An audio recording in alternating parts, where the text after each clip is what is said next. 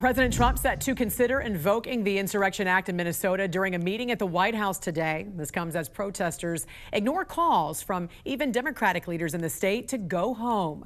And thanks for joining us. I'm Jan Jeffcoat. It's Friday, January 16th, and this morning the violent protests in Minneapolis show no signs of stopping, and Trump is set to weigh his options to get them under control. Overnight, federal immigration officers were forced to protect the ICE facility near Minneapolis, where hundreds of protesters demonstrated. We want to get right to Angela Brown at the live desk with the very latest for us right now. And Angela, every morning we're getting new videos showing all this violence and chaos. What have you learned? Well, all eyes right now, Jan, really are focused on what's going to happen with the president when he meets with Tom Homan. That could be set everything in a new direction. Tom Homan and other aides meeting today to discuss invoking the Insurrection Act in Minneapolis. Now, last summer, the president threatened to do the same thing, to invoke it in L.A. during the anti-ICE protests, but stopped short of doing it. Well, I'm not going to get ahead of the president on that, but it's certainly an option, a viable option. So actually, I'll be meeting with the president tomorrow. So, you know, I think it's something that needs to be on the table, because this cannot continue. There is going to be more bloodshed, I'm telling you. Well, the possibility of using the Insurrection Act comes after weeks of boiling tension between federal agents and protesters. If the act were to be invoked, it would give the president the power to send troops into states to restore order. Those armed forces could make arrests. They could also conduct searches, while others in the president's circle apparently saying they could be used to protect federal buildings and carry out immigration enforcement. The last time this was used was back in the 90s during the L.A. riots. It was scenes like this one that happened over the past 24 hours that people are really talking about right now. During the day, protesters faced off with ICE officers outside of a federal building in Minneapolis. As the day turned into night, tensions ramped up right between the crowd and also federal agents. Protesters were seen banging and hitting ICE vehicles as they drove by. Agents responded with tear gas and some percussion grenades, forcing the crowd to move across the street. Now, the president is expected to meet with his team later today at the White House about their next move in Minnesota. We're going to stay on top of this, Jan, all morning and bring you any updates right here at the live desk.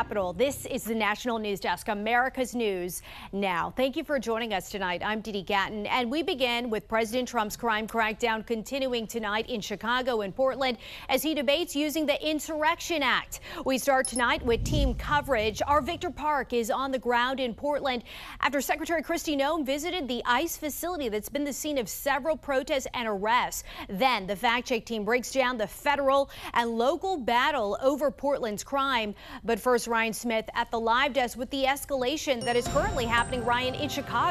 Yeah, Didi, here a first look at the first wave of National Guard troops. You see them here coming to the state of Illinois from Texas, unloading rifles and gas masks, specifically here in Elwood, Illinois. That's about an hour south of the city of Chicago. President Trump once again today threatening to invoke the Insurrection Act to expand military force across American cities, something this country has not seen since the civil rights movement. Here's the president. If you look at Chicago, Chicago's a great city where there's a lot of crime. And if the governor can't do the job, we'll do the job. It's all very simple. Now let's take you out live over here, the skyline tonight over the city of Chicago. But the city and the state of Illinois have already sued the White House over this.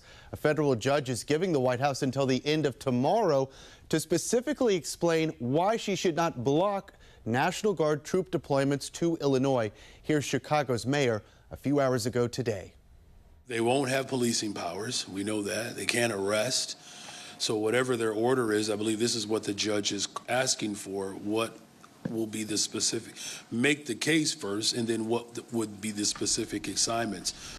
We'll see what comes out of that ruling possibly tomorrow. We do know, however, tonight that these Guard members right here will receive crowd control and legal training ahead of any specific assignments there in Illinois. Continuing our coverage, President Trump announcing today via True Social he will invoke the Insurrection Act if Minnesota politicians, quote, don't obey the law. The rarely used law gives the president authority to deploy the military without congressional approval. The National News Desk, Jeff Harris, joins us to break it all down. And Jeff, we know thousands of federal agents have already been sent to Minnesota. You spoke with legal experts tonight. What are the chances this law takes effect? So I'm told if tensions continue to rise in Minneapolis, which on Wednesday saw its second ICE-involved shooting in the span of a week, there is a chance President Trump signs off on the insurrection Insurrection Act, sending military troops into the city, something that has not happened in the United States in over 30 years.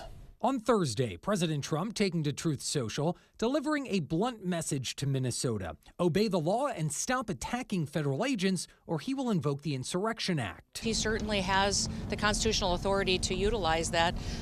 My hope is that this leadership team in Minnesota will start to work with us to get criminals off the streets. Following Trump's threat, Minnesota Governor Tim Walz making a direct appeal to the president, writing on X, quote, "Let's turn the temperature down, stop the campaign of retribution. This is not who we are." Your civil rights are being infringed upon by CBP and ICE, and then they want to call in troops on top of that, not to protect your civil rights, but claiming that they're protecting CBP and ICE. The Insurrection Act allows the president to deploy the U.S. military without prior congressional approval, a law former federal prosecutor Nima Rahmani tells us Trump has the authority to use. And it can be invoked when there is a rebellion against the authority of the United States or the president is otherwise unable to enforce federal law. Trump has threatened to invoke the act multiple times in the past, including during his first term in 2020 in response to the George Floyd protests, and multiple times in 2025,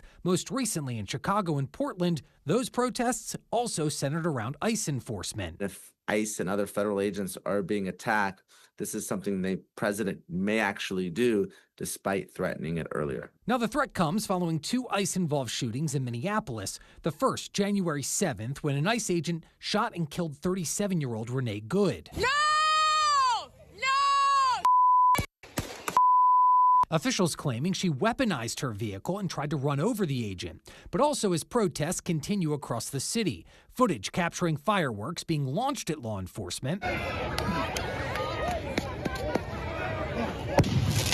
And independent journalist Nick Sorter filming who he calls rioters breaking into a federal vehicle and stealing a rifle. Almost there. Oh, wow. Now take a look here. According to the Brennan Center for Justice, the Insurrection Act has been invoked 30 times in the past, including by Presidents H.W. Bush, Lyndon B. Johnson, and President Eisenhower. The most recent time back in 1992 during the L.A. riots. We're told the law can be challenged in federal court, which Minnesota's Attorney General says he would do if in fact it was invoked. But Rahmani says he doesn't see a federal judge stopping the deployment of U.S. troops. Reporting for the National News Desk, I'm Jeff Harris.